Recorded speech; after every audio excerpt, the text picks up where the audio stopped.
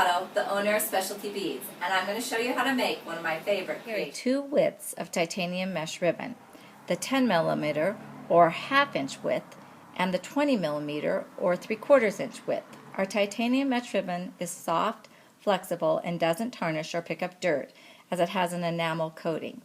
I think we have exceptionally beautiful colors of our titanium ribbon. I love the rich colors and shimmery effect. So let's get started. I'm going to use the thinner 10 millimeter sky blue titanium mesh and pair it with our beautiful blue Stardust lampwork pendant. I've cut my mesh to be about 28 inches. This will make approximately an 18-inch necklace when it's ruffled, depending on how you ruffle the mesh. I'm going to use one of our fold-over ribbon ends because they are narrow and I want to be able to take my pendant off and switch on another pendant whenever I want. I start by tri-folding the end of the titanium mesh, and then I squeeze it in until it's just right. We carry these particular ends because they are flexible and hold better than most. I insert the mesh into the ribbon end, and then I take my chain nose pliers and I squeeze down one side. Try to get it as far over as I can, and then I turn it and squeeze it the long way.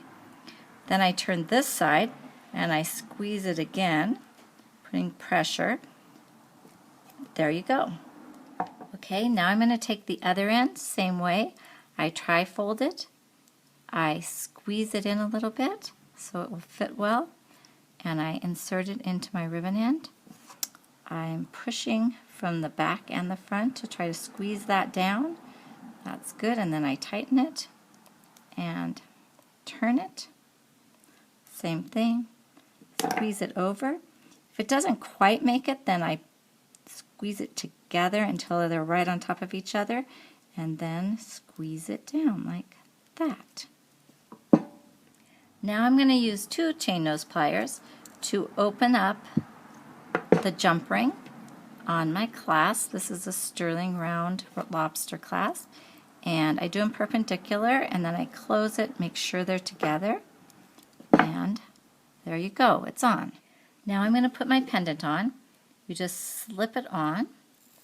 You want it to be so that it is in the middle, and you're going to start by ruffling one side and then the other side, and then you're going to continue down ruffling all the way to the end, however you want to ruffle.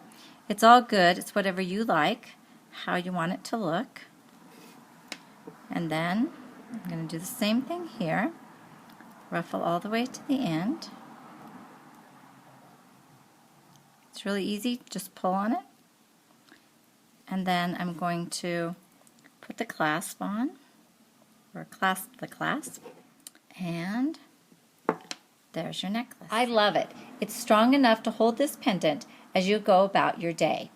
I can vary the length of the necklace by double ruffling, just like this. This will make it shorter, and will look like this instead of like that. I can straighten it out at any time, just like doing this, and then ruffle it again if I'm not happy with the way it was. And you can go back and forth. You can ruffle, straighten, Same with this here. And I have it back to where it started.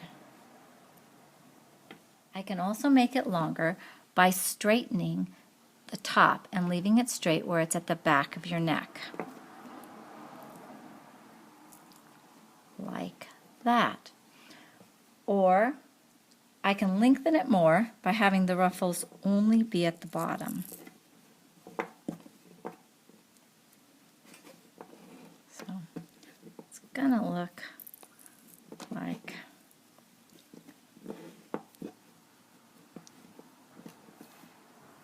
that there. If I want to wear a different pendant, I just pull this pendant off, add another pendant,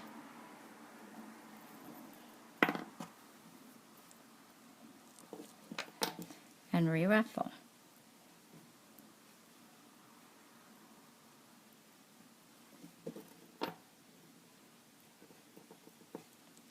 We recommend that each time you wear your necklace, you freshen it.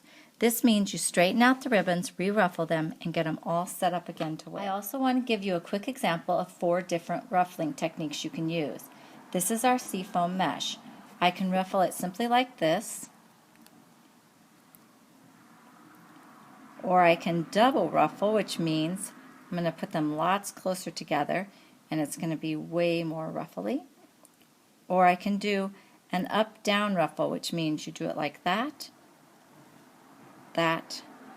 So I'm going to ruffle up, ruffle down, ruffle up, ruffle down. And you can also do a really wide ruffle, make them farther apart and make it really, really wide. You can roll it and you can keep it straight. So this is how they will look. This is the regular ruffle. This is the double ruffle in here. This is the up and down ruffle that I was showing you. And this one here is the long, wide ruffle, and that's straight. Just remember, you have to use a longer piece of mesh for some of these ones that have a tighter ruffle. You can experiment with each ruffle and its length before you cut the mesh to make a necklace. Here are a few variations of this necklace. This is a necklace with 3 colors, blue, purple, and sky blue, and it can be worn just like it is, or you can add a pendant. Here's a white silver necklace that I've made with the up-down ruffle, and this necklace has our teardrop beads strung on after each ruffle. I hope you feel inspired. If you have any questions, feel free to call me or email me. You can find my contact info on our website, specialtybeads.com. Thanks.